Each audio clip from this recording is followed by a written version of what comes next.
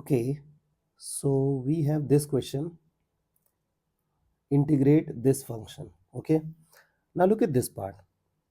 So if you'll observe this question is super ugly, correct now? So you know that you have to take something as z and then you have to do differentiation.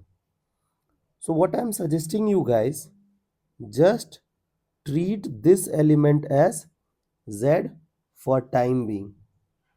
Okay, so we guys are taking z as 10 power x plus x power 10. Why I got this intuition? Because look at this, 10 power x, differentiation of 10 power x is like it is similar to a power x. So differentiation of a power x is a power x log a. Now look at the differentiation of this function, x power 10.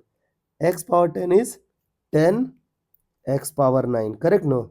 So I got this idea, that's why we have taken denominator component as z. Now do the differentiation both side with respect to x. So dz by dx equals to a power x. So differentiation of a power x is a power x log a, correct? Plus what is the differentiation of x power 10? X power 10 differentiation is 10 x power 9. Now you can write dz as 10 power x log 10 plus 10x power 9 and everything multiplied with dx. Look at this component, same thing. So now things are done. So can I replace the numerator with z and denominator as z? Now you have to integrate 1 by z. So you know that the integration of 1 by z is log z. Now we have to introduce integrating constant c. So the answer is log z plus c.